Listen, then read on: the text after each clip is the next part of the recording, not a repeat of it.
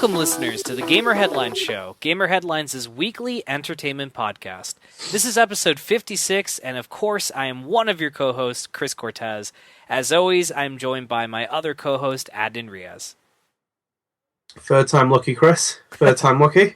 Yeah, for those of you who don't know, this is like the third time we've recorded this. Because, we're having internet problems. I don't know what the fuck's happening. Maybe it's the dark side of the force. Maybe it's everyone playing Battlefront, just sucking all the internet out. I don't know. I'm not even part of that. God damn it. But, anyway, dude, without further ado, talk nerdy to me, Adnan. What's been happening since last time? I got my Xbox One, but haven't played anything yet.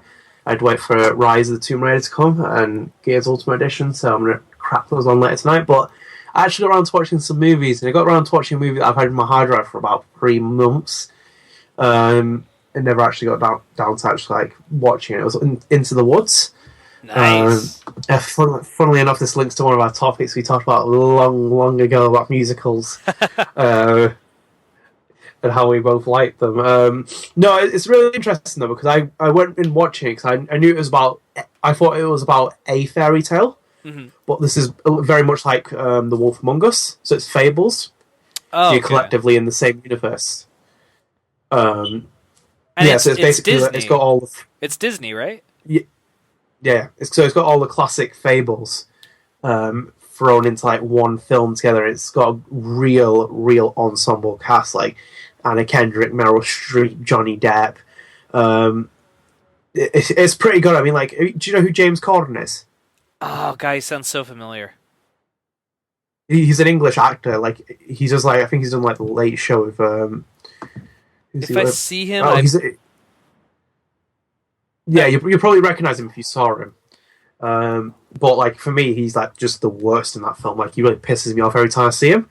I just think he's a really big terrible casting altogether. No, but the entire movie though, it's really cool. It's got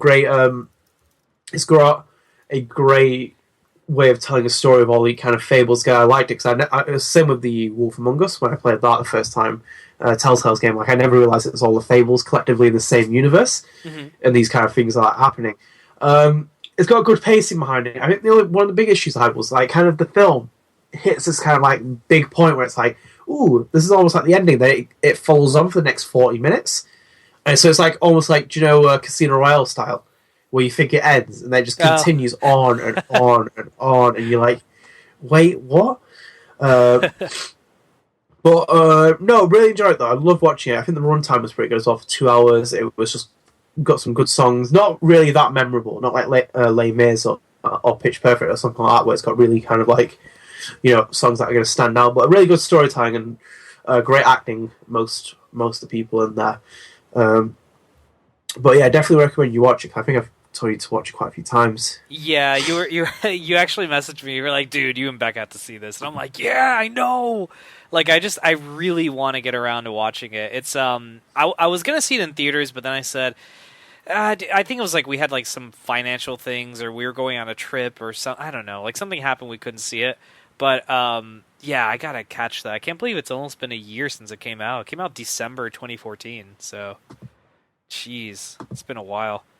But yeah, dude, I will definitely. I want to tackle that definitely one day. So hopefully sooner than later I'll be able to watch it. I was telling Adnan prior to the podcast that for Halloween I saw Sweeney Todd, and after seeing it I'm like, I really want to watch more musicals now. This is fucking awesome. So I'm hoping I can do that pretty soon. And Into the Woods I think would be the first one I watch. So yeah, we'll see how that goes. But yeah. No, dude. For me, not a whole lot. I'm waiting for Battlefront to come in. It's supposed to come in the mail sometime today. Hopefully, when I'm done recording, I can pop it in and play a little bit before Game of Thrones. But yeah, no, I did receive The Hobbit: The Battle of the Five Armies 3D Extended Edition, which is just that's a mouthful. But I've been having actually a giant Middle Earth saga countdown where I've been watching the movies chronologically. So I saw The Hobbit: An Unexpected Journey last week, and it's split into two discs because it's a 3D Blu-ray, so there's like a lot of data. So I saw like part one of the first movie, and then I saw part two of the second movie of the first movie the next day, and I've been doing that. And yesterday I saw part two of The Desolation of Smaug, and today I saw part one of the Battle of the Five Armies, and I'm really digging it. I think it's a lot of fun. I think despite all of its flaws, The Hobbit turned out to be pretty fucking great of a trilogy. But like it does not beat like Lord of the Rings or anything like that. Like that is like the best, the creme de la creme, in my opinion. Like still. But yeah, I'm gonna go through with it. After I'm done with The Hobbit, I'm gonna jump on to Lord of the Rings, and then I'm gonna jump on to well, that's it. Like after Lord of the Rings, I'm done. That's the Hobbit saga. So yeah, I'm gonna finish that and then see where it goes. Yeah. I don't even think I've watched the third film. I don't think I actually got around to it. No, I didn't actually watch the third one. The Battle of the Five Armies. I watched the first two and then kind of questioned why I'm still watching this movie. See, I can't credit it on it's like the fact of it's like the quality is bad. It's just it's long and it's dreary and it's like it's Lord of the Rings. Maybe when I was 15 years old, I enjoyed it for what it was. But even when I go back and watch Lord of the Rings, it just feels so winded. It's like the really kind of like when people criticize David Cage and Quantum Dream for being winded in their stories and kind of like you almost want this other person to come in and kind of like tweak dialogue and change it. Not from my experience, what people say. I just feel like someone could have just came in there with an axe and cut out half that film.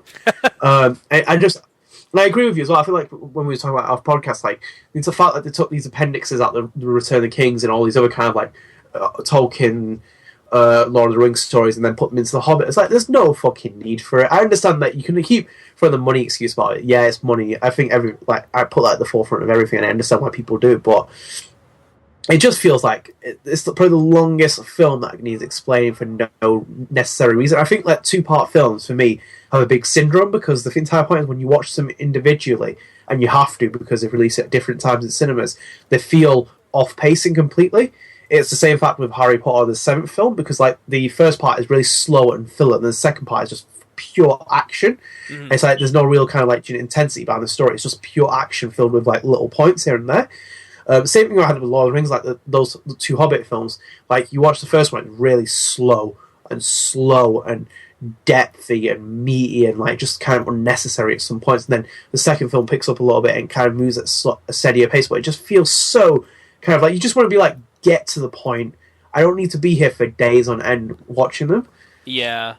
It's funny. My wife feels the exact same way. Rebecca, she was really into them a long time ago. What is it, like the original Lord of the Rings trilogy? Like she liked them. She thought they were really cool. But like as she's getting older, she's just like, fuck this nonsense. Like she just can't get into them as much anymore. And I get it. You really have to be in the mood for those movies. They're not like, movies that you just like, hey, let's watch Lord of the Rings. Like that I don't know. At least for me, like I need to really be into it and want to watch it and stuff like that. So, but it's kind of hard to tune your kind of your mentality to that either as well, because when you just sit there, and you're like, what?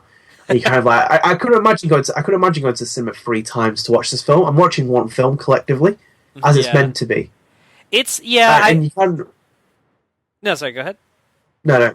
Sorry. Go. Oh no, I was gonna say like I think their original idea was just such a better idea, like a 2-part movie that incorporated some content from the appendices of Return of the King, incorporated with The Hobbit. That made sense because it's like because The Hobbit could be one movie, but what they're doing is they're making it 2 because they're adding shit from the appendices. But then like when they decide let's make a 3rd movie, it's like, why? Like you guys are running out of shit to do. You're just like expanding something that doesn't need expansion. And I really think the 3rd movie is where you see it suffer the most.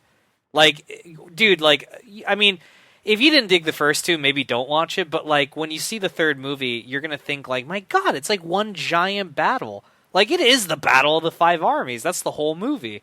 Because that's something that should have been the ending of a second film, like the conclusion, than anything else. So I don't know. I mean, I know they took some liberties, but I'd be, dude. You know, when I'm done watching all 6 movies, I'd be curious to kind of come back here and say what I thought. Because so far, I'm actually When enjoying I've myself. watched when I watched all 6 movies that are collectively 4 films together. Oh god! So like, that's kind of like when they do that with Star Wars one day. That'll be the point where I kind of like lose faith in it, because like Star Wars is just kind of like one of those kind of like narrative storytellings that you can watch and admire for what it is. Because it does Yeah, it so well in like terms of structuring and plot lines and like subplots and everything else. There's like, I mean, Empire Strikes Back is an example where I've never felt like it's just a little bit boring or anything else. Like it's just so kind of like good pacing. It's got good tones. It's got good atmosphere. Good themes. You know, the subject is always at the forefront. It makes you think. It's intelligent. These yeah, films, there's so many things going on. You just kind of like, I'm not necessarily knocking because films don't have to be necessarily like they're 3 hours long. That's not a bad thing. So right. I like Schindler's List. That's 3 hour long. But if Steven Spielberg said I'm going to take Thomas Keneally's book and adapt it into a 6 movie epic about Schindler's List, I'm like, what? Like it doesn't need to be done. There's no kind of like justification to stretch out that because Peter Jackson, for anything, just unnecessarily stretches out so much of the story for no need. Like it's that thing where I think it was like 45 minutes to get out of the Shire. 45 fucking minutes. The same with the King Kong movie as well. They get on the boat 45 minutes in. In 45 minutes in the original King Kong, they are already on the boat at Skull Island doing shit. And it's just like it's just like you look at it, you're like, what? And they do unnecessary things out the entire thing's great, like in King Kong they drop the RKO reference and everything else and Fay Ray. And then like just necessary things like are you a size 6 or whatever? And, like, and you should go and do this and like here's Naomi Watts going to like every fit and like try and get a job or something else and just like Dude, yeah. I wish you were like, and you know how I know it was 45 minutes in? Because that's when I fucking got up and left the theater. I'm like, it took them this long, I'm leaving. And you just get up. It took Adnan one out of one time to leave the theater. But dude, I totally agree. Like, its pacing is a big thing, and the irony is, I'm watching the extended cuts of all these movies, the big long versions. So the extended cuts are like these gargantuan, multi-part. I mean, what is it like? Each Hobbit movie is like is like 3 hours. So the whole trilogy is 6 hours. 6 hours for one book. You know what I mean? And what is it? Oh man, dude, Return the King. I'm pretty sure is 4 hours and a half. The extended cut. That's why I'm watching like it's split across 2 discs, so it's like part 1 and part 2. That's why I'm only watching one part a day. Like I don't see both parts in one day because I can't do that anymore. Like I just don't have the willpower to do that. And it's nothing against these films. I just don't. I can't do it. I get bored, easily bored, and I just want to like go do something. But yeah, uh, technically the Hobbit is done. Like with this release, that's it. Like they're not going to make any more as far as we know because I know the Tolkien estate. I don't think they're very happy with the Jackson movies for some reason, and they don't want to give him the rights to the Silmarillion, which is like an anthology book. So yeah, that's it. They're done. Like there's no more Hobbit movies or not Middle Earth movies going to be made unless they make something up. And I think which they could technically, I think.